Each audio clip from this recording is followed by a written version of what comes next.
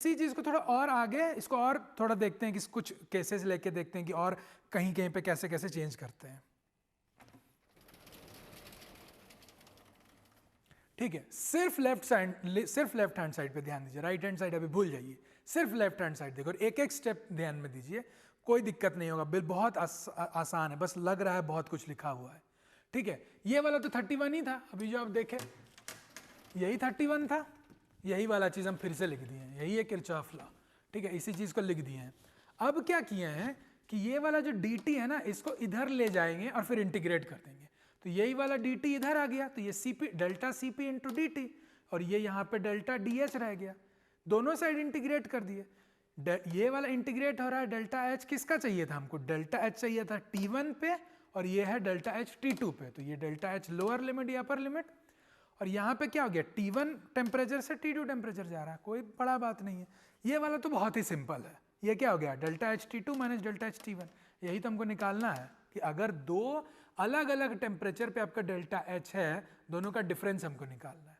तो डिफरेंस कैसे निकालेगा, यही है, यही, और कुछ नहीं किए हैं, इसको रहने दिए हैं कि डेल्टा Cp का हमको वैल्यू चाहिए, डेल्टा Cp dt इंटीग्रेट करेंगे T1 से T2 पर। अब डेल्टा Cp कहाँ से आएगा, डेल्टा Cp को लाने के लिए हमको एक्सपेरिमेंट करना पड़ेगा, डेल्टा Cp ऐसे ही नहीं आएगा, एक्सपेरिमेंट करना पड़ेगा।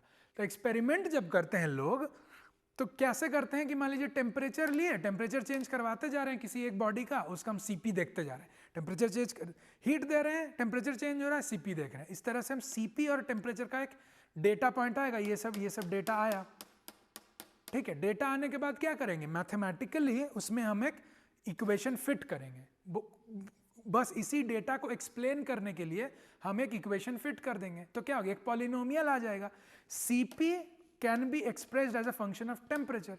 तो ये Cp है डिपेंडेंट, Cp है डिपेंडेंट किस पे, टेम्परेचर पे, तो Cp will become a polynomial, Cp can be expressed as a polynomial of temperature, तो यही आ जाएगा Cp as a function of T।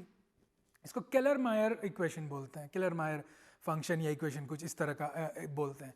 अब ये तो Cp आया, उसी का मॉडिफाई कर देंगे केलर-मायर को, तो डेल्टा Cp आ जाएगा। ठीक है, तो ये सब एक्सपेरिमेंट से आएगा, ये आपको खुद करना नहीं है, सब एक्सपेरिमेंट से आएगा, आपको दिया रहेगा delta Cp as a function of temperature. एक एग्जांपल देखिए, ऐसे दिया रह सकता है कि डेल्टा Cp इस तरह से आपको दिया रहेगा, so delta Cp is a function of temperature, देख रहे हैं यहाँ पर टेम्परेचर, ये आपका कांस्टेंट टर्म है, ये आपका टेम्परेचर है, ये टेम्परेचर -2, ये टेम्परेचर टू द पावर 2, इस तरह से रहेगा, मतलब delta Cp now has become a function of temperature.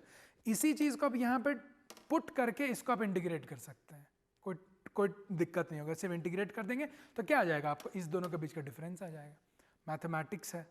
ठीक है, अब देखिए बहुत समय ऐसा होता है ना कि डेल्टा Cp, ये आसान चीज नहीं है, एक्सपेरिमेंट कभी भी आसान नहीं होता है। ठीक है, तो एक्सपेरिमेंट करने के लिए हम हो भी तो सकता है कि delta Cp as a function of temperature नहीं है अवेलेबल आपके पास, तो क्या कीजिएगा, तब क्या करेंगे कि ठीक है, अगर डेल्टा Cp dt नहीं है, सिर्फ एक ही टेम्परेचर पे है, तो हम एक ही टेम्परेचर पे करके करेंगे।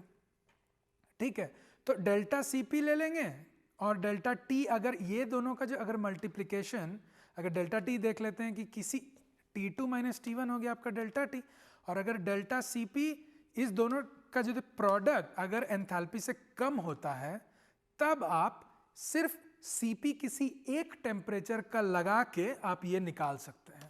बट एरर आ सकता है, एरर तब आएगा अगर टेम्परेचर चेंज बहुत ज़्यादा हो रहा है और डेल्टा Cp टाइम्स जो टेम्परेचर डिफरेंस है जिस रेंज में आप देख रहे हैं, वो अगर डेल्टा H से बहुत छोटा नहीं हुआ तो आपको गलत, मतलब एरर आ जाएगा। तो यही चीज़ हो जाता है कि आप कैसे निकालते हैं, तो ये एक्सपेरिमेंटल चीज़ से आपको डेल्टा Cp मिलेगा और आप इसी से आप delta H T2 minus delta H T1 निकाल सकते हैं। ठीक है, तो कोई आपको अगर बोले कि ये निकालना है, तो आप बोलेगा कि मेरे को डेल्टा Cp दीजिए as a function of temperature, और हमको बताइए टेम्परेचर T1 से T2, आप इस चीज़ को इंटीग्रेट कर देंगे, हो जाएगा, ये निकल जाएगा, कुछ नहीं है। तो ये आपका किरचॉफ था, और आपको किरचॉफ बोल रहा है कि कोई आपको पूछ रहा है कि ये बताना, तो आप कर दीजिएगा आराम से। इसी तरह है ये राइट हैंड साइड भी, थोड़ा बड़ा इसीलिए लग रहा है क्योंकि इजी से लिखे हैं बोल के बड़ा हो रहा है। ठीक है, इजी से लिखने के कारण बड़ा हो गया, कैसे, अब देखिए यही वाला इक्वेशन है, अब ये वाला जो इक्वेशन था, ये सिमिलर इक्वेशन ये भी है, लेकिन अलग टाइप से लिखे हैं, क्योंकि देखिए ये वाला इक्वेशन याद कीजिए, शुरू में ही जो था ये था डेल्टा एच इधर टी, ये वाला इस तरह से लिख रहे थे पूरा, उसको समेशन का साइन लगा के, तो वही वाला इक्वेशन है यहाँ पे, ये भी किरचॉफ ही है, delta H D of del H D T P, और ये वाला समेशन वाला है। तो यहाँ जैसे हम t को उधर लेके गए इंटीग्रेट करने के लिए, वैसे यहाँ भी करेंगे। तो इस t को उधर लेके चले गए, तो ये देखिए ये dt इधर आ गया, ये वाला पूरा टर्म वही है, और ये t इधर आ गया है। उसी तरह ये वाला t यहाँ पे आ गया है t, और फिर क्या किया, यहाँ भी इंटीग्रेट किए थे, यहाँ भी इंटीग्रेट कर देते हैं। यहाँ कहाँ से डेल्टा एच टी वन से डेल्टा एच टी टू किए थे, यहाँ भी डेल्टा एच टी वन से डेल्टा एच टी टू, और ये वाला t1 से t2 जैसा इधर किए थे वैसा इधर कर रहे हैं। यहाँ बस इसको कंडेंस करके लिखे हुए, यहाँ पे पूरा खोल के लिख दिए, दोनों सेम चीज़ है, ठीक है। तो सेम चीज़ हो गया, वही है। और देखिए यहाँ पे vi को हम बाहर लेके आ गए हैं इस स्टेप में, ये स्टेप से ये स्टेप में क्या सिर्फ किए हैं कि vi को हम बाहर लेके आ गए हैं। क्यों? क्योंकि इजी करना है तो हम vi को बाहर लिखे हैं, ठीक है। अब दिमाग में रखिए कि ये जो cp dt जो है ये बेसिकली dh होता है। फिर से देखिए ये वाला equation, Cp is equal to del H del T at constant p, इसी dt को इधर लेके चल जाएंगे तो क्या होगा, Cp dt is equal to del H, वही चीज लिखे हैं यहाँ पे, Cp dt is equal to del H. ये देखिए यहाँ पे क्या है, Cp dt है, उसी को हम डेल एच लिख दिए हैं, और इसी को अब इंटीग्रेट कर रहे हैं, ठीक है। ये इंटीग्रेशन से बाहर आ गया बिकॉज ये कांस्टेंट है, और ये Cp dt हो गया है dh, तो ये ht1 से ht2 में जा रहा है अभी, ठीक है। ht1 से ht2 सेम चीज़ यहाँ भी हो रहा है, बस ये प्रोडक्ट के लिए था, ये रिएक्टेंट के लिए हो रहा है। ये वाला तो सिंपल हो जाएगा, ये वाला क्या होगा, ht2 माइनस ht1, वही है यहाँ पे लिख दिए।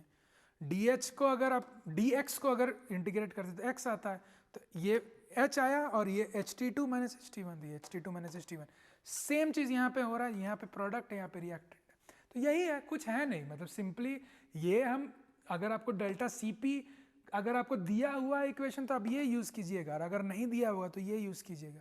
तो यही वाला इक्वेशन है, सेम है, लेकिन इसी को हम थोड़ा फैला के उसको लिख दिए कि क्या होगा कि अगर आपको डेल्टा ht2 डेल्टा ht1 निकालना है तो आप इस तरह से निकालिएगा, सम कीजिएगा किस चीज़ का, उसके स्टोइचियोमेट्रिक कोफिशिएंट से ht2 माइनस ht1 प्रोडक्ट का और ht2 माइनस ht1 रिएक्टेंट का, सेम चीज़, दोनों प्रोडक्ट साइड को सम कीजिएगा, रिएक्टेंट साइड को सम कीजिएगा, और वही चीज़ आपका डेल्टा ht2 और डेल्टा ht1 आ जाएगा, ठीक है।